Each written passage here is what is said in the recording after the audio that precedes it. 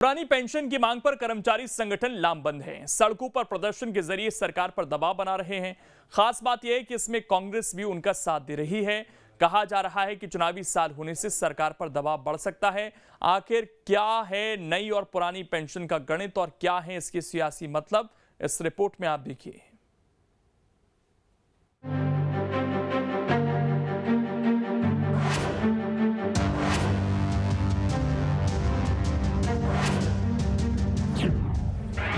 पुरानी पेंशन की लड़ाई सड़कों पर आई।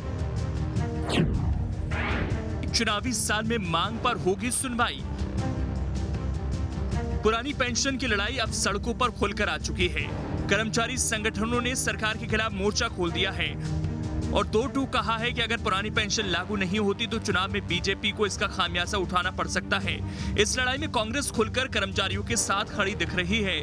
दावा तो यहां तक हो रहा है कि अगर कांग्रेस सत्ता में आई तो पुरानी पेंशन योजना बहाल करेगी। कांग्रेस के साथ से पेंशन योजना पर खुलकर सियासत होने लगी है। बीजेपी का आरोप है कि चुनावी साल होने से कांग्रेस इसे हवा दे रही है। भारतीय जनता पार्टी हमेशा से अधिकारी कर्मचारी विरोधी रही है, इसलिए कांग्रेस सरकार द्वारा लागू की गई पेंशन को भाजपा सरकार ने बंद किया था और हमारी सरकार वाले छत्तीसगढ़ और राजस्थान एवं हिमाचल प्रदेश में भी पुरानी पेंशन व्यवस्था लागू कर दी गई है।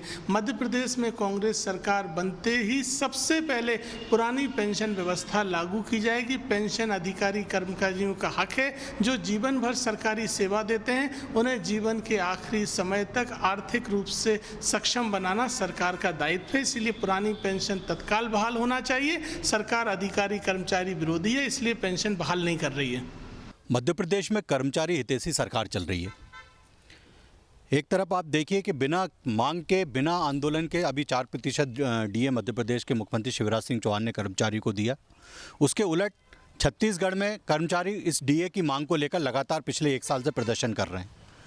पुरानी पेंशन की जब बात आती है तो कांग्रेस लगातार कर्मचारियों को, बंधुओं को गुमराह करने का प्रयास कर रही है। जबकि मनमोहन सिंह की जब सरकार थी केंद्र में, उसने स्पष्ट रूप से कहा था कि वो पुरानी पेंशन बहाली नहीं कर सकती। तो कांग्रेस को ये बताना चाहिए कि मनमोहन सिंह सही बोल रहे थे या कांग्रेस के नेता आज सही बोल रहे हैं। पहले आपको गणित बताते हैं, उसके बाद इसके सियासी मायने भी बताएंगे। तो दरअसल 2005 के बाद 3.35 लाख अधिकारी कर्मचारी नौकरी पर आए। ये सभी पेंशन नियम 1972 के दायरे में नहीं आते। 2008 में 2,87,000 टीचर सेवा में आए। टीचर्स पर नई पेंशन योजना लागू है। सरकार हर महीने मूल वेतन का 14% अंशदान देती है, यानी सरकार को हर महीने 210 करोड़ रुपए वहन करना होता है। इसके साथ ही 48,000 स्थायी कर्मचारियों का 134 करोड़ अंश सरकार देती है। दोनों को मिलाकर सरकार हर महीने 344 करोड़ रुपए देती है। पुरानी पेंशन योजना में 14% अंशदान का प्रावधान नहीं है। कर्मचारियों की नौकरी 30 साल यानी 2035 में खत्म होगी। पुरानी पेंशन योजना लागू होने पर 12 साल बाद हो जाएगा, जबकि 12 साल में सरकार को हर महीने 344 करोड़ रुपए बचते रहेंगे। यानी फिलहाल सरकार पर पुरानी पेंशन योजना से कोई आर्थिक बोझ नहीं आने वाला। इतना ही नहीं, इसे लागू होने पर 3,35,000 कर्मचारी भी सध सकेंगे। तो सवाल है कि आखिर सरकार असमंजस में क्यों है?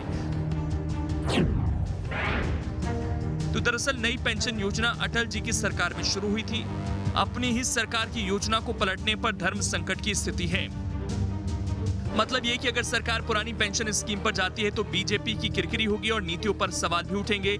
लेकिन जिस तरह से कर्मचारी पुरानी पेंशन की मांग को लेकर लामबंद हो रहे हैं, उससे आने वाले दिनों में सरकार की मुसीबत बढ़ सकती है, क्योंकि कुछ महीने बाद ही प्रदेश में चुनाव होने हैं। अगर कर्मचारी नाराज रहे तो बीजेपी को नुकसान हो सकता है।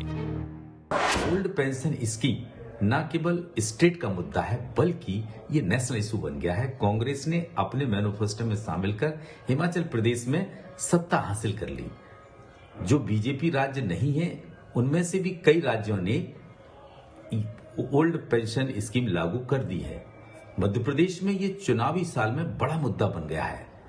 रूलिंग बीजेपी के सामने एक बड़ी सियासी मजबूरी नजर आती है, क्योंकि इसे बंद करने वाले भाजपा के फाउंडर मेंबर अटल बिहारी वाजपेयी ने इसे बंद कर नई पेंशन योजना लाई थी। इसलिए कहीं ना कहीं एक बड़ा कारण भाजपा के सामने नजर आ रहा है। अब आपको ये बताते हैं कि आखिर पुरानी और नई पेंशन योजना में क्या फर्क है। तो नई पेंशन योजना में बेसिक और डीए का 10% कटता है। पुरानी योजना में कर्मचारी के वेतन से पैसा नहीं कटता। इसी तरह नई में रिटायरमेंट के बाद निश्चित पेंशन की गारंटी नहीं होती, जबकि पुरानी में वेतन की आधी राशि पेंशन के रूप में मिलती है। नई में 6 महीने बाद मिलने वाले डीए का प्रावधान नहीं है, तो वहीं पुरानी में 6 महीने बाद मिलने वाले डीए का प्रावधान है। नई पेंशन योजना एनपीएस शेयर बाजार पर आधारित है, इसलिए सुरक्षित नहीं, जबकि पुरानी में ऐसा कोई खतरा नहीं है। नई पेंशन स्कीम में ग्रेजुइटी की मोटी रकम की गारंटी नहीं होती। पुरानी में 20 लाख तक की ग्रेजुइटी मिलती है। मतलब ये कि नई स्कीम में बाजार के हालात पर पेंशन और फायदे निर्भर करते हैं, जबकि पुरानी योजना में रिस्क कम है और फायदे की गारंटी भी है। इसीलिए कर्मचारी पुरानी पेंशन योजना की मांग कर रहे हैं। मध्य प्रदेश में इस समय कर्मचारी पुरानी पेंशन को बहाल करने की मांग पर अड़े हुए हैं। लगातार देखा जा रहा है कि अलग अलग सेक्टर के कर्मचारी पुरानी पेंशन को बहाल करने को लेकर लगातार आंदोलन कर रहे हैं। जाहिर सी बात है, मध्य प्रदेश में ये चुनावी वर्ष है और ऐसे में चुनावी वर्ष का फायदा उठाते हुए कर्मचारी चाहता है कि उसे उसकी पुरानी पेंशन दी जाए। अब ऐसे में देखना होगा कि सरकार इस चुनावी वर्ष में इन कर्मचारियों की मांग को कैसे पूरा करती है। वीडियो जर्नलिस्ट अभय के साथ जितेंद्र शर्मा, न्यूज स्टेट भोपाल। तो कर्मचारियों की संख्या भी अच्छी खासी है, साथ में उनके परिवार के लोग भी शामिल होते हैं जो वोट डालते हैं, और ऐसे में ये वर्ग अपने आप में बेहद खास दोनों पार्टियों के लिए है। अब इसमें खबर तो यह है कि 5 राज्यों में पुरानी पेंशन योजना लागू हो चुकी है। इनमें से 3 राज्य कांग्रेस शासित हैं। कांग्रेस इस मुद्दे को तूल दे रही है, इसीलिए चुनाव में बीजेपी को नुकसान की आशंका है।